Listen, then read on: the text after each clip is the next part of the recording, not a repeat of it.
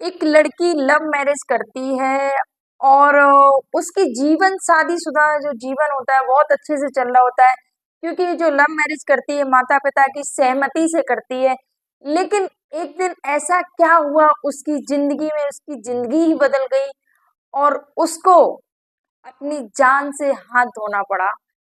तो ऐसा क्या हुआ फ्रेंड्स, चलिए आज मैं आपको एक सच्ची कहानी बताने जा रही हूँ। सच्ची घटना ये उत्तर प्रदेश की लखनऊ की है, जहाँ पर एक पति ने अपनी पत्नी की हत्या कर दी। उसकी हत्या की वजह थी कि मुझे दहेज में गाड़ी नहीं मिली, तुम्हारी दोनों बहनों को गाड़ी मिली। मेरी ये सजा थी कि मैंने लव मैरिज की तुमसे, मैंने प्रेम विवाह किया, ये मेरी सजा थी। तो चलिए चलते हैं इस घटना पर। आप सभी को मेरा प्रणाम, मैं सरिता राठौर। फ्रेंड्स वीडियो पर नए हैं तो प्लीज चैनल को सब्सक्राइब और वीडियो को लाइक जरूर कर देना। ये घटना उत्तर प्रदेश लखनऊ की है। वहाँ के ऋषि यादव होते हैं और पत्नी वर्षा यादव होती हैं। वर्षा ने अभी हाल में पुलिस कांस्टेबल की जो भर्ती निकली थी उसमें फॉर्म भी डाला हुआ था वर्षा यादव ने, कि मेरी जब जॉब लग जाएगी तो मैं अपनी खुद की कमाई का अपने पति को एक प्यारा सा तोहफा दूंगी।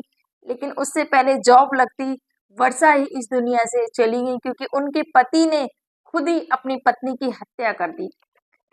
तो फ्रेंड्स क्या थी ये पूरी घटना। वर्षा यादव एक ऋषि नाम के लड़के से प्यार करती थी। ऋषि यादव दोनों एक ही कास्ट के थे और इनकी जो वर्षा की जो दो बहनें थी, उन दोनों बहनों की जो शादी हुई थी, दोनों बहनों को गाड़ी दी हुई थी दहेज में उनके पिता ने। तो जो वर्षा की शादी हुई थी लव मैरिज थी, तो इनको इतना दहेज नहीं मिल पाया और ना ही इनको गाड़ी मिली। तो इस चीज का मलाल कहीं ना कहीं जो ऋषि यादव होते उनके मन में हमेशा रहता था कि देखो दोनों बहनों को गाड़ी दी है, मुझे गाड़ी नहीं दी है क्योंकि मैंने लव मैरिज की है। तो इस वजह से उनके जो वैवाहिक जीवन में खटपट खटपट होने लगती है। जब लड़ाई झगड़े होने लगते हैं, वर्षा बोलती है ऋषि से कोई बात नहीं, नहीं मिला है, हमारी लव मैरिज थी। तो वो ऋषि बोलता है क्यों, हमारी उसमें क्या गलती थी, बस वही देखिए, रिश्ता तो तुम्हारी दोनों बहनों की भी शादी हुई है, उनको जब मिला है तो हमें क्यों नहीं दिया गया, हमें भी मिलना चाहिए। तो आए दिन जो ऋषि होता है वो अपनी पत्नी से यही बोलता था, लेकिन वो हमेशा यही बोलती थी आप चिंता मत करो, हम मेरी जॉब लग जाएगी, मैं खुद तुमको एक अच्छा सा गिफ्ट दूंगी, और यही समझाती थी। और शादी के कुछ दिनों बाद इनके घर में एक नन्ही सी परी आती है। एक बेटी का जन्म होता है। बेटी के जन्म के बाद में सारे लोग खुश होते हैं, लक्ष्मी आई है घर में। लेकिन ये जो ऋषि यादव होते हैं, इनका जो रवैया होता है धीरे धीरे धीरे धीरे बदलता ही जाता है, और इनको बस यही था कि मेरी क्या गलती थी, मैंने लव मैरिज की, यही मेरी गलती थी। तो एक दिन क्या होता है कि इनका झगड़ा बढ़ना शुरू हो जाता है। 6 बजे हुए थे शाम को, 6 बजे से लेके झगड़ा शुरू होता है और झगड़ा रुकने का नाम नहीं ले रहा, कंटिन्यू आवाजें आ रही थी। उसी के झगड़े के बाद में 9 बजे आवाज आती है, गोली की आवाज आती है, धाए। जैसी ही आवाज आती है तो लोग एकदम से चौंक गए, अरे क्या हुआ क्या हुआ।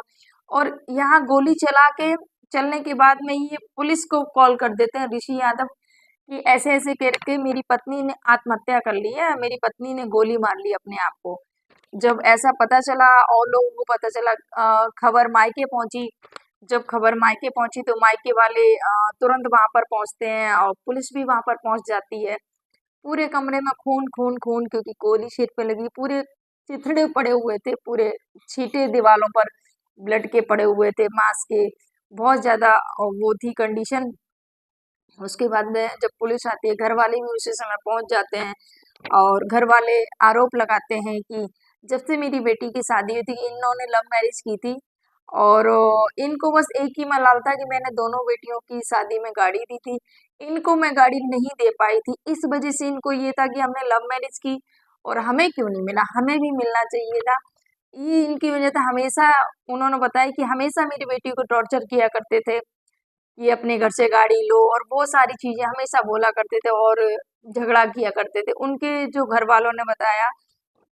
उसके बाद में पुलिस छानबीन करती है, देखती है कि क्या क्या नहीं। तो जब बोले कि कट्टा आया कहाँ से, जब कट्टा बोला कि कट्टे से ही हत्या की, गोली चलाई, तो वो कट्टा आया कहाँ से।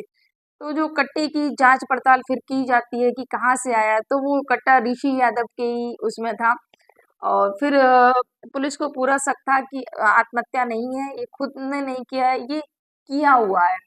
जब पुलिस सख्ती से बात करती है, ऋषि यादव से कड़ी पूछताछ करती है, तो ऋषि यादव सब कुछ बोल देते हैं। फिर ऋषि यादव कबूल कर लेते हैं कि हाँ, मैंने ही अपनी पत्नी को गोली से मारा है। क्योंकि मुझे ये चीज़ हज़म नहीं हो रही थी कि मेरी जो ससुराल पक्ष है, अ, उनकी 2 बेटियाँ और थीं, उनकी दोनों बेटियों को उन्होंने खूब दहेज दिया और मेरी शादी में मेरी लव मैरिज थी, क्या मेरा गुनाह था? क्योंकि हमने एक-दूसरे को पसंद किया था। शादी तो घरवालों की मर्ज़ी से हुई थी, लव मैरिज थी, तो मुझे क्यों नहीं दहेज दिया गया? तो बस इसी ऋषि यादव को इसी बात का वो था कि मुझे क्यों नहीं मिला? और इसी वजह से एक दिन झगड़ा बहुत ज़्यादा बढ़ गया और इसी गुस्से के कारण मैंने ऐसा कर दिया। यही एक कारण उन्होंने बताया कि मुझे दहेज में गाड़ी क्यों नहीं मिली। तो फ्रेंड्स, लव मैरिज बना दहेज का कारण, क्योंकि लव मैरिज हुई, दहेज नहीं मिला। यहाँ पर मैं अपने सभी सभी भाइयों और बहनों से बस एक ही बात बोलना चाहूँगी, फ्रेंड्स, क्यों दहेज माँगना है? अपनी भुजाओं पर, अपने आप पर विश्वास रखिए, आप सब कुछ कर सकते हैं। आपको किसी से माँगने की ज़रूरत नहीं है। आप जब कमाएँगे, आप खुद करेंगे काम को, आप एक गाड़ी का 2-2 गाड़ी आप खरीद सकते हैं। आप एक चीज़ और मैं देखती हूँ कि ये जो दहेज प्रथा है, सच में हमारे यूपी में इतना ज़्यादा यहाँ पर दहेज का बोलाबाल है कि पता नहीं कब इससे लोग मुक्त होंगे दहेज प्रथा से। इसीलिए बेटियाँ कभी किसी को बुरी नहीं होती, ये दहेज रूपी दाना भी बेटियों को मार देता है। सोचिए, ये पति जिसने 7 फेरे लिए थे और कस्में खाई थी कि मैं हमेशा साथ रहूँगा और प्रेम किया था, लव मैरिज, और दहेज ना मिला तो सारा प्रेम चला गया। एक गाड़ी ना मिलने के कारण तुमने अपनी पत्नी को ही मार दिया, ये कैसा प्रेम था भाई? ये कैसी लव मैरिज थी?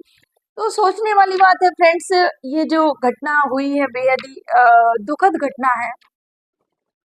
और आप सभी से बस एक ही बात बोलूंगी कि प्लीज इस दहेज रूपी दानव को रोक दो। कहीं भी अगर दहेज की डिमांड होती है, पहले तो आप ही उसको मना करिए। सामने से अगर आपको पता चल रहा है आपके घर में भी कोई दहेज ले रहा है या सामने से दे रहा है, तो उनको मना करिए, नहीं, ये दहेज लेना देना बंद करो। जो भी है, कोई आदमी, एक चीज मैं आपको बोलना चाहूँ तो हमारे यूपी में इतना ज्यादा है कि अगर आप लड़का देखने जाएंगे तो पहले से ही मुंह फाड़ के बैठे होंगे कि अरे हमें तो इतना चाहिए, हमें तो उतना चाहिए भाई। और फिर आप बोलते हो अरे हम तो लड़के वाले, हम तो बड़े हैं। आप कहाँ से बड़े हो गए? देने वाला बड़ा होता है या लेने वाला बड़ा होता है?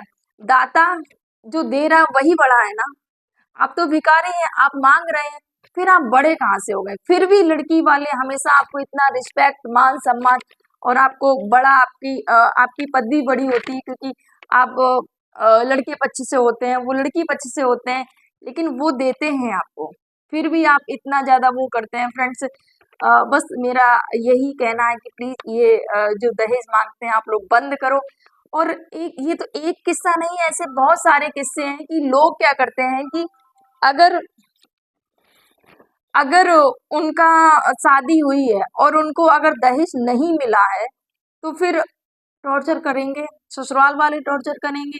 यहाँ पर तो लड़का ही टॉर्चर, एक दो और किस्से हुए हैं कि लड़का ही टॉर्चर करता है अपनी पत्नी को कि तुम्हारे ससुराल से ये नहीं, तुम्हारे मायके से ये नहीं मिला, वो नहीं मिला। तो ये सारी चीजें बहुत ज्यादा देखने को मिलती है फ्रेंड्स। अगर तुम्हें पैसे ही चाहिए तो तुम क्यों प्रेम विवाह क्यों किया भाई? तुम भी कहीं और से कर लेते जहाँ पर बहुत ज्यादा मोटी रकम मिलती तुमको। और मैं तो इस मोटी रकम से यही बोलना चाहूंगी फ्रेंड्स, ये जो दहेज है इसको लेना देना बंद करिए। एक युवा पीढ़ी बन के निखरिएगा, हमारे समाज में जो चल रहा है उसको रोकने का प्रयत्न करिएगा। हम युवा ही है जो इन सब चीजों को रोक सकते हैं। हम अपने जो परिवार वाले हैं, जो घर, क्योंकि जो पुराने लोगों की सोच है उनको तो बस यही है कि हाँ शादी है, मिलना चाहिए। अगर हम और आप सभी मिलकर इस पर रोक लगाएं तो बिल्कुल जरूर इस पर रोक लग सकती है। और आपकी क्या विचारधारा है इसको लेकर, आप भी अपने कमेंट करिएगा। आप सभी को मेरा प्रणाम। कैसे हैं आप सभी? और फ्रेंड्स, आशा करते हैं आप सब बहुत अच्छे होंगे और बहुत बहुत धन्यवाद। आप सभी का इतना प्रेम और सपोर्ट मिल रहा है और आज हमारे 3000 सब्सक्राइबर कंप्लीट हो गए हैं, 3200 हो चुके हैं अभी इस समय जो वीडियो बना रही हूँ। तो ऐसे ही अपना प्रेम और सपोर्ट बनाए रखिए फ्रेंड्स। जय हिंद, जय भारत, जय सिया राम।